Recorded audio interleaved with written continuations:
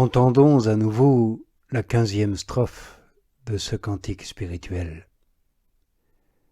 Notre lit est tout fleuri, entouré de cavernes de lions tendus de pourpre, établis dans la paix, couronnés de 1000 boucliers d'or. Dans les 2 strophes précédentes que nous avons expliquées pendant plusieurs jours, l'épouse a chanté les grâces et les grandeurs de son bien-aimé.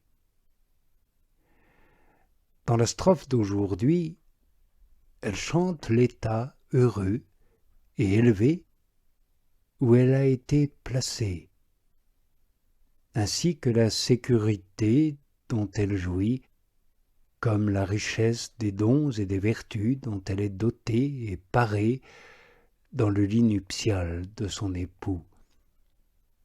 Car elle déclare qu'elle ne fait déjà plus qu'un avec le bien-aimé, qu'elle possède les vertus dans toute leur force, la charité parfaite et une paix souveraine.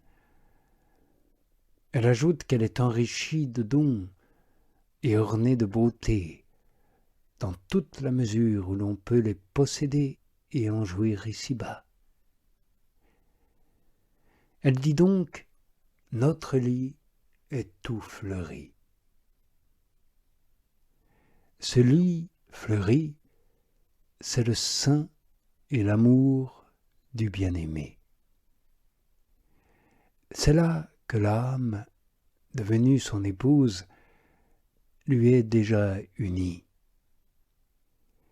Il est déjà fleuri pour elle, à cause de l'union ou de la jonction qui existe déjà entre deux et qui lui communique les vertus, les grâces et les dons du bien-aimé. Ces faveurs la comblent de tant de beauté, de richesse, de délices, qu'il lui semble se trouver sur un lit de toutes sortes de fleurs, les plus suaves, dont le toucher la ravit, dont les parfums la fortifient. Aussi nomme-t-elle cette union un lit fleuri. Et ainsi s'exprime l'épouse du Cantique des Cantiques. Elle dit à l'époux « Notre lit est fleuri ». Elle l'appelle « notre lit », parce que les mêmes vertus et le même amour qu'a le bien-aimé sont à l'un et à l'autre. La même jouissance est aux deux, selon cette parole du Saint-Esprit dans les Proverbes « Mes délices sont d'être avec les enfants des hommes ». L'âme dit encore que ce lit est fleuri parce que dans cet état, l'âme possède déjà les vertus parfaites. Elle accomplit des œuvres parfaites et héroïques, ce qu'elle n'avait pu réaliser jusqu'à ce que ce lit fût fleuri par son union parfaite avec Dieu. Aussi, elle ajoute, entourée de cavernes de lions. Revêtue de la force et de la puissance redoutable du lion, l'âme compare ici les vertus dont elle est déjà en possession dans cet état aux cavernes des lions qui sont très sûrs et à l'abri des incursions de tous les autres animaux. Car ceux-ci redoutent la force et l'audace du lion qui s'y trouve. Non seulement ils n'osent pas y entrer, mais ils se gardent bien de rester dans le voisinage. Il en est de même de chaque vertu. Quand l'âme la possède à l'état parfait, elle est comme une caverne de lion, où demeure et réside l'époux, qui est fort comme un lion, et qui lui est uni par cette vertu et par chacune des autres vertus. Et l'âme de son côté, qui lui est unie par ces mêmes vertus, est forte, elle aussi, comme un lion, parce qu'elle participe alors aux perfections de son bien-aimé. L'âme est alors si bien fortifiée par chaque vertu et si bien protégée par toutes les vertus réunies que dans cette union divine qu'elle appelle un lit tout fleuri, non seulement le démon n'ose pas l'attaquer, mais il craint même de se tenir en sa présence, tant il redoute son pouvoir. Il la voit en effet tellement élevée et fortifiée par les vertus parfaites qu'elle a trouvées dans le lit du bien-aimé, depuis qu'elle est unie à Dieu par la transformation de l'amour, qu'il la redoute, comme Dieu lui-même, et n'ose même pas la regarder. Oui, il a une crainte extrême de l'âme vraiment parfaite.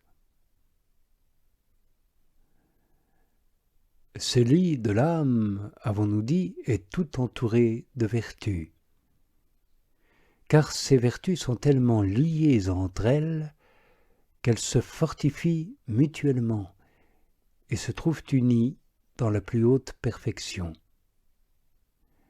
Aussi le démon n'a aucune prise sur une âme de cette sorte. De même, rien de ce monde, ni d'en haut, ni d'en bas, ne saurait l'inquiéter ou l'émouvoir, tant elle est protégée. Elle est déjà affranchie de toute la servitude des passions naturelles, étrangère aux tempêtes d'ici-bas, dégagée des vicissitudes de toutes les réalités temporelles, et elle jouit en toute sécurité de la participation aux perfections divines.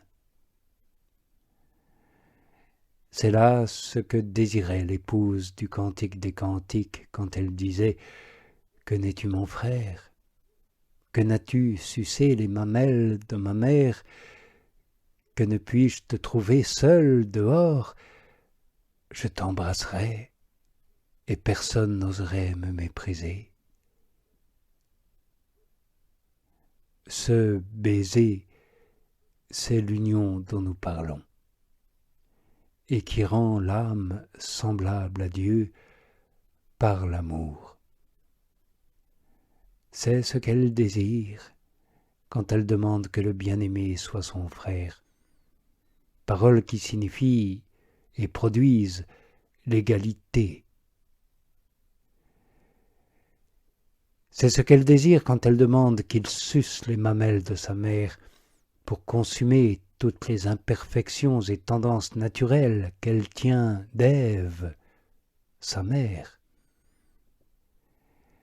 Et c'est ce qu'elle désire quand elle demande qu'elle le trouve seul dehors, c'est-à-dire s'unisse à lui seul, sans rien de créé, et quand sa volonté et ses tendances seront complètement dégagées de toute réalité d'ici-bas.